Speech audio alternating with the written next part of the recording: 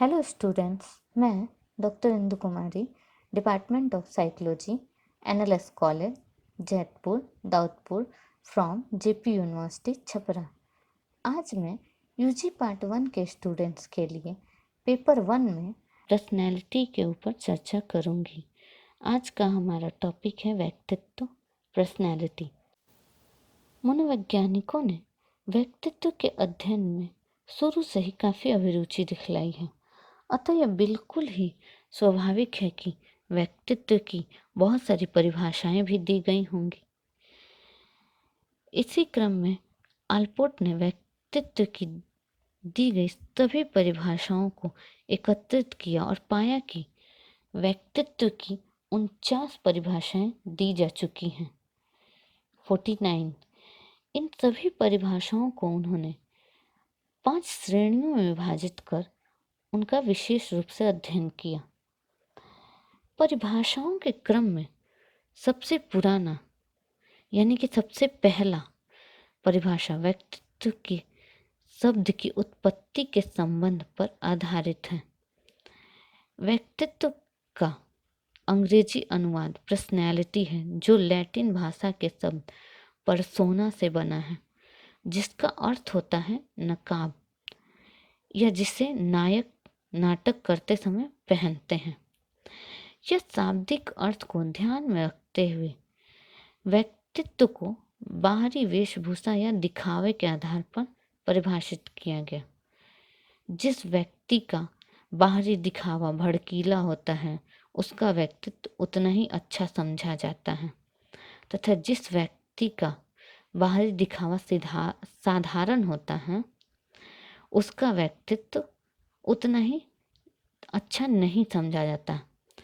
परंतु इन सभी परिभाषाओं को तुरंत ही अवैज्ञानिक घोषित किया गया। उसके बाद धीरे धीरे करके विभिन्न मनोवैज्ञानिकों ने व्यक्तित्व की बहुत सारी परिभाषाएं दी। ऐसी परिभाषाओं की संख्या 49 थी, जिनका विश्लेषण करने के बाद आलपोर्ट ने अपनी ओर से 50वीं परिभाषा व्यक्तित्व का जो था उन्होंने दिया। आज भी अनेक मनोवैज्ञानिकों को उनकी दी हुई परिभाषा मान है, क्योंकि यह परिभाषा काफी विस्तृत तथा वैज्ञानिक है। आलपोर्ट के अनुसार व्यक्तित्व व्यक्ति के भीतर उन मनोशारीरिक तंत्रों का गतिशील या गत्यात्मक संगठन है, जो वातावरण में उसके अपूर्व समायोजन को निर्धारित करते हैं। आलपोर्ट की इस परिभाषा में व्यक्तित्व के भीतरी गुणों तथा बाहरी गुण यानी व्यवहार दोनों को सम्मिलित किया गया, परंतु उन्होंने व्यक्तित्व के भीतरी गुणों पर तुलनात्मक रूप से अधिक बल डाला। इसी क्रम में आइजेंक ने भी अपनी एक परिभाषा दी। बाद में व्यक्तित्व व्यक्ति के चरित्र, चित्र प्रकृति, ज्ञान शक्ति तथा शरीर गठन का करीब करीब एक अस्थायी एवं टिकाऊ संगठन है, जो वातावरण में उसके अपूर्ण समायोजन का निर्धारण करता है। इस परिभाषा तथा आलपोर्ट की परिभाषा में काफ़ी समानता है। आइजेंक ने आलपोर्ट के ही समान व्यक्तित्व को परिभाषित करते हुए व्यक्तित्व को भीतरी गुणों तथा बाहरी गुणों यानी व्यवहार को सम्मिलित किया, परंतु भीतरी गुणों पर अधिक बल डाला। इस तरह से आलपोर्ट तथा आइजेंक की परिभाषाओं में व्यवहार पक्ष पर बल अधिक कम डाला गया। चाइल्ड्स तथा वॉटर मिस्केल ने अपनी परिभाषा दी, जो आधुनिक मनोविज्ञान के बीच अधिक लोकप्रिय हो पाई, तथा जिसमें आलपोर्ट तथा आइजेंक दोनों की परिभाषाओं की कमी को दूर किया, क्योंकि इन परिभाषाओं में व्यक्तित्व के भीतरी गुणों के अलावा बाहरी व्यवहार पर भी सामान्य रूप से बल डाला गया। चाइल्ड्स के अनुसार व्यक्तित्व से तात्पर्य कमोवेशी स्थायी आंतरिक कारकों से होता है जो व्यक्ति के व्यवहार को एक समय से दूसरे समय में संगत बनाता है तथा तुल्य परिस्थितियों में अन्य लोगों के व्यवहार से अलग करता है। इसी क्रम में वॉल्टर मिस्केल ने भी अपनी परिभाषा दी और उनकी परिभाषा थी, प्राय व्यक्तित्व से तात्पर्य व्यवहार के उन विशिष्ट पैटर्न से होता है जो प्रत्येक व्यक्ति के जिंदगी की परिस्थितियों के साथ होने वाले समायोजन का निर्धारण करता है। इन सारी परिभाषाओं का विश्लेषण करने पर हमें कुछ विशेषताएं प्राप्त होती हैं इन परिभाषाओं की, जो कि निम्नलिखित है। पहला, मनोशारीरिक तंत्र। व्यक्तित्व एक ऐसा तंत्र है जिसमें मानसिक तथा शारीरिक दोनों ही पक्ष होते हैं।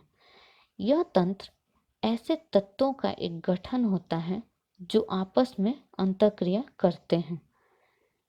इस तंत्र के मुख्य तत्व शील गुण, संवेग, आदत, ज्ञान शक्ति, चित्त प्रकृति, चरित्र आदि हैं, जो सभी मानसिक गुण हैं, परंतु इन सब का आधार शारीरिक अर्थात व्यक्ति की ग्रंथीय प्रक्रियाएं एवं तंत्रकीय प्रक्रियाएं हैं।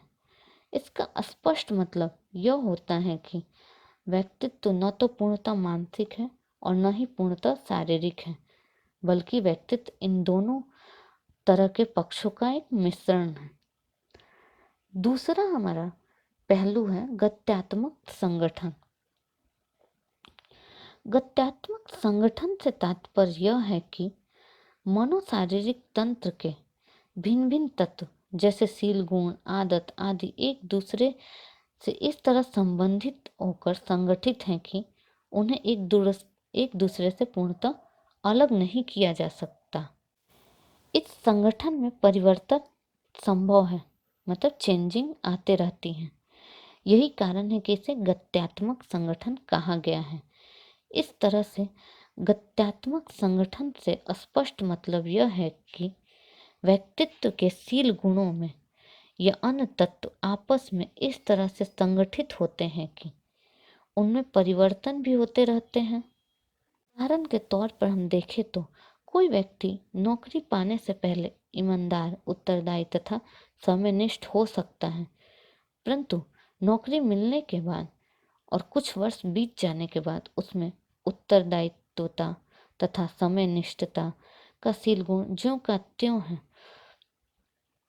उत्तरदायित्वता हो सकती है, समयनिष्ठता हो सकती है, परंतु संभव है कि उसमें ईमानदारी का गुण बदलकर बेईमानी का गुण विकसित हो जाए। इस उदाहरण में पहले के 3 गुणों के संगठन में नौकरी मिलने के बाद एक परिवर्तन दिखलाया गया है। ऐसा भी संभव है कि इन तीनों शील गुणों का संगठन नौकरी मिलने के बाद पूर्णतः बदल जाए, यानी इनके तीनों शील गुण में परिवर्तन आ जाए। शील गुणों के संगठन में इस तरह का परिवर्तन गत्यात्मक संगठन का उदाहरण है। इस तरह के संगठन में विसंगठन भी सम्मिलित होता है, जिसके सहारे असमान व्यवहार की व्याख्या होती है।